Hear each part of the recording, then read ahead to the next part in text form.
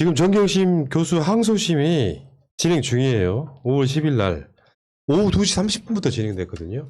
이제 길게 가지는 않을 거고 한 7시 정도 되면 끝날 것 같은데 전체적인 맥락은 그런 거예요.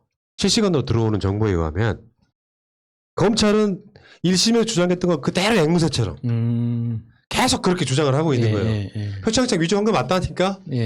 그리고 이제 그 변호인들이 오늘은 재판을 주도한 분위기가 있어요. 변호인들이 이제 이게 재판이 또 미뤄진 거잖아. 그러니까 이제 그 부분에 대해서 다시 말씀드리지만 오늘 재판에 뭐가 결론이 나는 건 아니에요. 그런 것 공방들이 몇 번 더 이루어지면서 나중에 2심 재판의 결과가 나오는 거니까.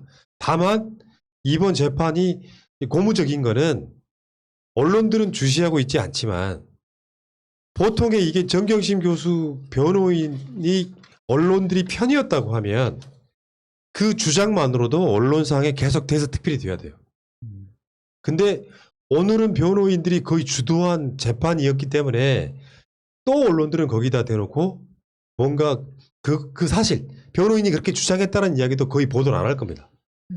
서로 공방이 주고받는 관계에서 그런 측면이 있고 어쨌든 지금 나올 이야기는 거의 다 나온 것 같습니다. 그러니까 예를 들면은 의전원에 합격하는데 실제로 그거 있잖아요. 이런 것들은 필요가 없다라고 해서 표창장 같은 그런 것들이 실제로 제출되지 않았다. 검찰은 1심에 주장했던 걸 그대로 주장하고 있는 입장이고요. 그러니까 1심 재판하고 가장 크게 다른 건 변호인 측에서 그러니까 1심 과정에서 검찰이 변호인 측에 제공하지 않았던 그 포렌식 자료, 포렌식 데이터를 2심에서는 변호인들이 그걸 분석한 다음 재판에 들어가고 있는 거잖아요. 그러니까 그 포렌식 데이터를 분석하고 해석하는 관점 자체가 1심하고는 완전히 다른 거예요. 그러니까 이게 1심에서는 검찰이 그 포렌식 데이터를 완전히 조작했다고 의심할 수 있는 정황이 너무 많이 나오고 있잖아요. 이 IP를 일부러 숨겼다든지 이 포렌식 그 결과 의견서 작성하는 과정에서 기본 그 자신들이 의도하는 방향을 데이터를 선별해서 이야기를 끼워 맞춘 정황들이 굉장히 강력하게 보이는데 변호인들이 분석한 방향대로 새로운 그 데이터 기준으로 그냥 객관적으로 다시 그 서술하게 되면 이건 정경심 교수의 알리바이가 성립하게 되는 거거든요. 그 장소에서 그 위조 행위를 할 수 없었다는 게 너무나 명확하게 드러나기 때문에 이건 언론에서 강력하게 다뤄주지는 않고 있지만 재판부 입장에서는 다른 말을 못하는 상황이에요. 그러니까 지금 보니까 분위기가 어떤 분위기냐면 이 항소심 첫날 나왔던 그 데이터 조작들 있잖아요. IP라든지 뻥나 이런 거에 대한 반박을 못한 상태에서 계속해서 주장하고 있는 게 검찰이 물론 변호인의 날에 가까운 날이어서 변호인의 주장이랄까 얘기가 훨씬 많았지만 검찰 입장에서는 1심에서 그렇게 판결한 게 맞는데라고 제대로 반박을 못하는 상태로 가는 것 같습니다. 그러면요. 아무리 심리적으로도 매수된 판사 입장에서 그거를 검찰 편을 일방적으로 들기 힘들어요. 왜? 디지털 증거, 과학적 증거, 수학적 증거가 나온 상태에 그걸 어떻게 뒤집습니까? 그러니까 정경심 교수나 조국 장관 재판하던 검사들이 대체적으로 보면 어떤 식이었냐면 지금까지 선동성이 되게 강했어요. 그러니까 위조다. 오늘 또 나왔다 그래요. 조민은 아무것도 하지 않았다. 위조해서 대학교 갔다. 이걸 계속 주장하고 있는 입장이라고 하는데 그거는 그 디지털 증거들이 나온 상황에서 다 깨진 거라고 일단 봅니다. 지루하게 재판은 이제 맞아요. 그런 것들이 계속 왔다 갔다 하면서 그런 상황이 벌어지고 그거와 상관없이 계속 1심 때 했던 이야기들을 검사들이 계속하고 있다. 똑같은 이야기를 반복하고 있다. 이런 재판 중에서 지금 들어오고 있는 이야기들이거든요. 그러니까 판사 입장에서는 1심에서는 검사가 제출했던 그 디지털 포렌식 의견서를 그러니까 2차 검증을 안 하고 그 의견서를 바탕으로 판단을 내린 거거든요. 근데 지금 변호인단 측에서 그 검사가 작성했던 의견서의 오류를 하나하나 조목조목 지금 지적하고 있기 때문에 이 판사 입장에서는 그 변호인단이 이야기하는 그 오류에 대해서 다시 2차 검증을 안 할 수가 없습니다. 왜냐하면 자신들이 디지털 전문가가 아니기 때문에 그 양측의 입장만 그냥 무조건 그 기계적으로 받아들여서 판단할 수 없는 상황이 됐잖아요. 그러니까 이게 제3자의 그 전문가 개입이 필요할 수밖에 없는 상황이 돼버렸어요. 그런데 이걸 그 제3자 전문가가 개입을 해서 의견 개진을 하는데 검찰 측에 그 인용을 해주잖아요. 그리고 그 사람은 업계에서 매장됩니다. 이거는 그러니까 그러니까 모든 IT 업계에서 일하는 사람들이 학교를 다니든 학원을 다니든 기본적으로 교양 과목을 수강해야 되는데 그 교양 과목의 기초 중에 기초의 중에 나오는 이론이에요. 그 IP 관련된 그 내용들이. 그러니까 검찰은 그거를 너무나 명백하게 위조를 했고 조작을 했기 때문에 이걸 검찰 측이 맞다고 이야기하는 순간 그 사람은 업계에서 매장될 수밖에 없거든요. 그러니까 처벌의 영역으로 가야 돼. 사건을 조작했다면, 증거를 조작했다면 검사가 처벌의 영역으로 가야 되는데 몰리니까 이제 하는 말이 그런 거잖아요. 최성해 동양대 총장은 표창장을 발급해 준 적이 없으니까 위조가 맞다. 이런 논리를 만들어내고 있거든. 논리도 아니지 이건 사실은. 왜냐하면 오늘 재판에서도 그런 얘기가 나왔다 그러는데 동양대 표창장에는 주민등록번호를 적는 란이 없다라고 이야기를 했다는 거예요. 예. 근데 실제로 그 당시에 주민등록번호가 적어 있는 양식이 있어서 사실은 어떻게 보면 그 표창장은 동양대가 기존에 발급해오던 그런 양식이 아니고 영어 교육 관련한 그런 데서 사실은 동양대 이름으로 나가는 표창장이었기 때문에 주민등록번호가 적힌 양식들이 꽤나 있었다는 증언들이 나오고 있는데 그거를 판사가 배척함으로써 이게 여러 가지 정황들 뭐 최성희가 뭐 공천을 받기로 했다 이런 건 다른 문제고 실제로는 검찰이 들밀고 있는 게 이 포렌식 증거를 조작했다라고 하는 것이 튀어나오는 순간부터는요 정치적 영역에서 구호만 선동만 할 수가 없는 거예요. 그러니까 굳이 하는 말이 최성해가 준 적이 없다니까 조작한 게 맞다는 식의 논리를 만들어내는 건데 검찰도 이렇게 몰리면 찌질해질 수 있구나를 대표로 반증하는 겁니다. 이미 코로나 때문에 재판이 2주가 더 늘어났잖아. 그러면 그 반박할 근거를 가지고 와야 되잖아요. 근데 이건 반박이 불가능한 상태라고 보면 저는 초반 기사는 제압한 게 아닌가 싶은데. 네, 이게요.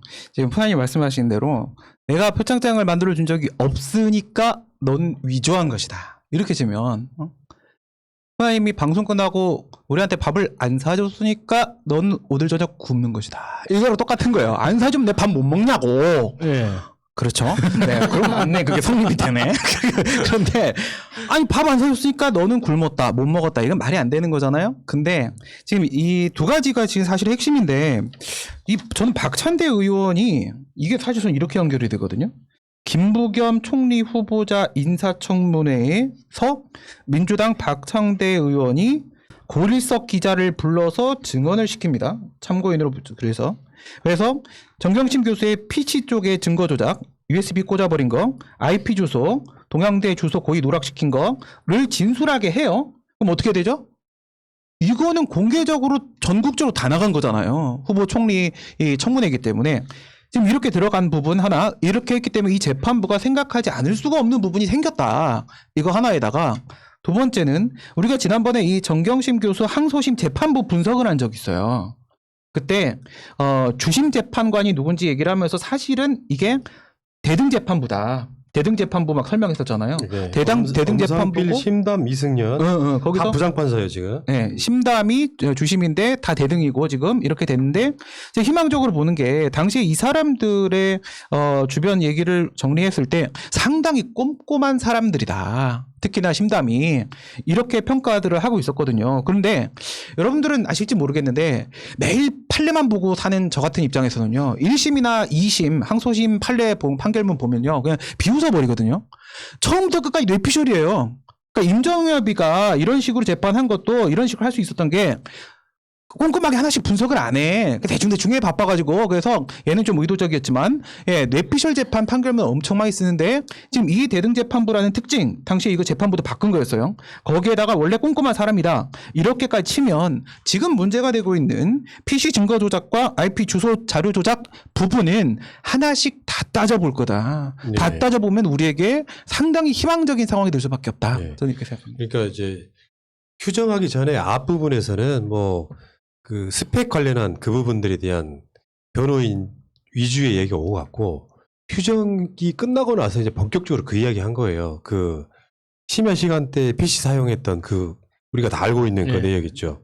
PC 사용 접속 시간은 같은 것이 아님이 확인됐고 타임라인을 또 시간에서 제외하고 막 이러면서 이제 조작의 얘기를 한 거고요.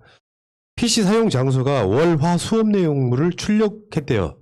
이게 아마 이제 오늘 저 재판에서 할 이야기였던 것 같은데 PC가 집에 있을 가능성은 거의 없다. 그리고 또 목요일날 우체국에 등기를 보낸 시간 이런 부분이 있다고 하네요. 그래서 PC는 집에 아닌 동양대에 있었다는 거를 여러 객관적 자료를 통해서 입증해서 보여준 거지. 검찰의 주장이 다 깨지는 건데 검찰이 이제 이 얘기를 듣고 나서 반박할 다른 방법이 없으니까 1심에서 이걸 유죄라고 했다니까 이걸 주장하고 있다는 거예요. 그러니까. 그게 근데 진짜 뭐냐? 그래요. 재판 가보면 검사애들 어이가 없어. 되게 어리바리해갖고 그거 맞아요. 아니, 그거 근데 판사 그 이런 PC 식이야. PC가 무슨 성능이 좋아가지고 예를 들면 우리가 계속 뭐 포토샵 막 이런 이야기 했었잖아요. 예. 근데 강사 휴게실에 있는 PC를 최신형으로 갖다 씁니까? 아니잖아요. 항상 쓰고 남은 거라던가 버리기 직전에 갖다 놓는 거고 그 PC는 웬만하면 전원도 안 끄는 PC예요. 왜냐하면 누구나 와서 그냥 쓸 수 있게 전원 항상 켜져 있다고. 그런 PC를 가져다가 집에서 뭘 하겠다는 거 도대체. 말이 안 되는 거고 그게 나는 이렇게 생각했어요. 두 가지 가능성이 있는 거잖아. 임정엽 등의 1심 판사들은 진짜로 몰랐거나 이거 선의로 보는 거잖아. 몰라서 검찰한테 당했다고 볼 수 있는 거지만 내가 봤을 때는 그 포렌식 보고서를 검찰이 일방적으로 판사한테만 주면서 이렇게 타임라인을 보니까 이거 분명히 집에 접속한 게 맞다라고 했던 부분을 네. 이제 디지털 증거로서 증거가 조작된 게 드러났잖아요. 이거를 어떻게 판사들이 외면을 합니까? 이거는 사실상 불가라고 생각해요. 이 부분에 그러니까 최소한 표창장 위조에 대해서는 무죄의 가능성이 높아진 거죠. 검찰이 특별하게 반박할 만한 다른 증거를 못 내는 이상. 그러니까 그 포렌식 보고서라고 하는 그 파일들에는 그러니까 그 접속 기록이 이제 숫자들이 엄청 많이 나오잖아요. 특히나 이제 인터넷을 사용한 그 인터넷 사용 기록에는 그러니까 192, 168로 시작하는 그 IP뿐만 아니라 그 내가 엔터를 쳤던 그 신호들이 거쳐가는 모든 기계들의 IP가 다 찍히거든요. 그러니까 그게 실제로 동양대에 있었는지 방배동 집에 있었는지를 특정할 수 있는 IP도 분명히 그 포렌식 데이터에는 있습니다. 그런데 검찰은 그 IP는 못 본 척 눈 감고 192, 168이라는 그거는 전 세계 어디 가나 다 찍히는 IP거든요. 공유기를 거치면 공유기에서 컴퓨터에게 할당해주는 IP이기 때문에 그거는 전 세계 어떤 PC에서나 다 있는 IP예요. 그러니까 그 192, 168로 시작되는 IP로는 그 이 컴퓨터가 어디 있었는지 특정을 못해요. 그 다음에 찍히는 IP가 중요하거든요. 그러니까 192, 168이 제일 먼저 찍히고 그 다음에 다른 IP가 찍히고 그 IP를 받아서 그 다음 기계로 넘어가는 거예요. 그러니까 그 다음 IP는 못 본 척 눈 감은 상태에서 192, 168을 가지고 지금 장난질을 했는데 그게 지금 2차 공판에서 변호인단한테 들킨 거죠. 근데 저는 이게 정말 놀라운 게 이걸 그러니까 들킬 걸 알고 했다는 거. 왜냐하면 검찰이 바보가 아니거든요. 이 포렌식 보고서는 자신들이 독점할 수 없는 거고 결국에는 변호인들한테 넘겨줄 수밖에 없는 건데 이런 식으로 조작을 했다는 건 언젠가는 들킬 수밖에 없는데 1심이 진행되던 그 시간에 검찰총장이 누구였는지는 몰라도 어쩔 수 없이 시키니까 할 수밖에 없는 상황이었다는 거죠. 뚫릴 거 알면서 그렇죠. 막을 수밖에 없었다. 그러니까 이거는 그 그러니까 그 포렌식 보고서 넘어가면은 누가 봐도 네트워크 이론 기초만 배운 그냥 대학교 1학년생이 봐도 다 아는 거예요. 근데 그걸 검찰이 몰랐을 거라고요? 그럴 리는 없는 거예요. 그러니까 당연히 그건 고의성이 보이는 거잖아요. 이게 마치 접속 기록인 것처럼 이걸 조작해낸 거잖아요. 요거는 재판 결과랑 별개로 이슈화가 돼야 된다니까. 맞아. 그거는 재판 결과를 기다리는 순간 이게 어떻게 위변조될지도 모르는 거예요. 우리 관심으로도 사라지면 그나마 다행인 게 오늘 재판은 굉장히 많은 사람들이 관심을 갖고 재판정 안과 밖에서 지켜봤다고 하니까 나름대로 이슈화 시키는 것에는 굉장히 많이 도움이 됐다고 생각이 드는데 이제 딱 크게 보면 두 가지예요. 뭐 인턴 증명서 뭐 연구 보조금 뭐 이런 거 한쪽 소위 말하면 20, 비리 중에 뭐 경력 뭐 허위 경력 뭐 이런 걸로 말하는 거 그리고 표창장 이게 나머지 사모펀드 부분은 차명으로 거래하는 거 그 미용실 아줌마 계좌로 뭘 주식 연습했다라든지 그리고 증거인멸 교사 의혹 이런 정도예요. 남아있는 게. 이런 상황에서 저쪽 사람들이 보면 표창장을 위조하면서까지 대학을 들어갔기 때문에 얘는 학력이 잘못됐기 때문에 의사가 되면 안 된다고 주장하는 사람의 논리는 사실상 대부분 다 깨진 거거든요. 정말로 악의성이 없었다면 1심에서 이미 그런 결론이 전 나왔어야 된다고 생각해요. 1심에서 표창장을 크게 위조했다는 것이 사실 아니지만 사실이라고 할지라도 검찰이 그것을 증명하지 못함으로써 무죄가 돼야 되는 게 맞아요. 네. 원래는. 더군다나 지금 오늘 재판에서 나오고 있는 게 출력하는 적이 없는데 컴퓨터에 다 나오잖아요. 예. 표창장을 출력하는 적이 없고 표창장을 출력할 정도의 스펙도 아닌 프린터기와 그런 컴퓨터로 했다고 하는 것 자체를 주장을 해서 그게 그대로 먹혔고 그 포렌식 보고서가 변호인한테는 전달이 안 된 채로 1심이 나왔다고 하면 이 부분은 저는 2심은 무조건 뒤집어진다고 보는 게 맞겠죠. 그 전달이 안 되고 해서 그 피고인 쪽에 제대로 된 방어권 행사에 지장을 초래하게 되면 그 자체가 이제 기각이 돼야 되는 게 맞는데 1심에서 그렇게 안 된 거잖아요. 그 저는 1심에서 그 임정혁 판사나 이 재판부가 사실 고의적이었다라고 생각을 할 수밖에 없고요. 그러니까 물적 증거가 없으면 인적 증거를 가지고 판단 내릴 수는 있어요. 그런데 인적 증거를 가지고 증언을 가지고 이야기를 하려고 하게 되면 그 증언의 일관성, 신빙성이 인정이 돼야 되거든요. 근데 최성애 등의 이야기는 전혀 일관성이 없어요. 일관성이 없음에도 불구하고 물적 증거 없는데 일관성 없는 증언만 가지고 유죄 판결을 내렸다는 것 자체가 전혀 납득이 안 되는 것이고, 그렇기 때문에 지금 아까 포사님 말씀하신 대로 지난번에도 우리가 그런 얘기를 했는데 이 재판의 결과는 이제 뒤집어진 거다. 사실 이런 경우들 되게 많이 봤거든요. 검찰 쪽에서요, 이것만 딱 나오면 그 재판의 결과가 완전히 180도 바뀌는 건데 그거 숨겨놓고 게임을 하는 경우가 많아요. 그런 경우 전 여러 번 봤는데 그 게임을 해서 결국 이겨봐야 그래서 심급제도라는 게 있는 거고 다음 심 가면은 뒤집어지는 거예요. 그걸 알면서도 그런 짓을 하는 건데, 그러면 여기서 이 재판의 결과는 결국 이제 다시 정상적으로 돌아오는 거고, 이 결과와 별개로 저는 잘 생각해 보세요.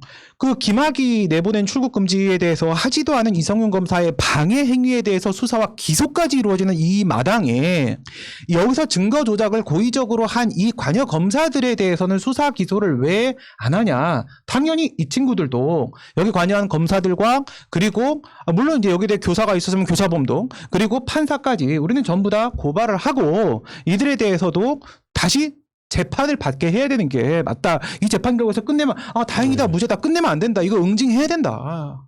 그래도 그쪽으로부터 날라오는 전원에 의하면은 검찰이 어떤 증거랄까 반론을 내놓지 못하고 아까 말씀드린 것처럼 1심에서 그렇게 판결했는데 그건 사실이다 이런 식으로 이렇게 1심을 조작해놓고 1심이 이 어떤 기준이 돼가지고 2심도 똑같은 주장을 반복하고 있다는 것은 엄청나게 몰려있다는 건데, 최소한 포렌식 보고서 같은 것은 저쪽이 반박하신 말이 없는 거예요.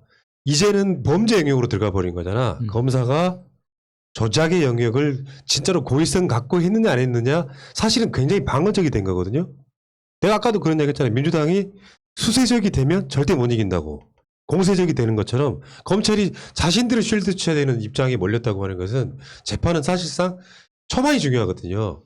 재판을 할 때 결정적으로 우리 드라마처럼 막 마지막에 잠깐만요 하면서 막 법정이 문이 열리고 그런 거 없어요. 증인이 그런 게 없고 초반에 판사도 사람이기 때문에 네. 1심 판사가 임정현법 같은 애들이 고의가 없었다고 치더라도 전 국민적으로 언론들이 나서가지고 조국 장관들을 막 파렴치한 사람으로 몰았던 분위기에 좌우될 가능성이 높은 거예요. 근데 이게 전략상으로 2심 항소심에서 야 이거 조작된 건데? 라고 딱 서류를 이건 바뀔 수 없는 이게 나왔다고 하는 것은 계속 판사 머릿속에는 조작이 남아있을 가능성이 높습니다. 그러니까 검사들이 이거를 다시 뒤집을 만한 생각지도 못한 증거를 가져오지 않는 한 저는 이건 좀 뒤집기 힘들다고 일단 보고요. 첫날 나왔던, 그래서 우리가 포렌식 보고서를 받아보지 않았기 때문에 우리가 자체적으로 해봤어 라고 내밀었던 게 굉장히 신의 한 수일 가능성이 되게 높아 보이고요. 검찰 이름이 계속 주장하는 게 강인비 검사라고 하네요. 강인비 검사. 강인비 검사가 계속 그 주장을 한다는 거야. 근데 이거는 정치나 선동의 영역이 아니라 소위 말하면 과학의 영역이기 때문에 반박 불가할 거라고 일단 보고. 근데 이건 총대 맨 거고요. 예. 그럼 그 사람이 지금 왜 저러냐 하면 지금 이거를 예전에 지시했던 사람이 있잖아요. 이렇게 하라고. 그 사람이 지금 없어요. 윤석열이 지금 없잖아. 윤석열이. 그 다음 플랜 B가 지시가 안 돼 있는 근데 거예요. 얘네들 뭐가지 날아갈 사안이에요. 검사들 그러니까. 사건 조작이 고의성이 드러나면 처벌받습니다. 얘네들 우리 생각하는 것보다 공무원일 뿐일 가능성이 되게 높은데 문제는 이제 이거야. 재판 밖에서 벌어지는 여론전이 중요하다고.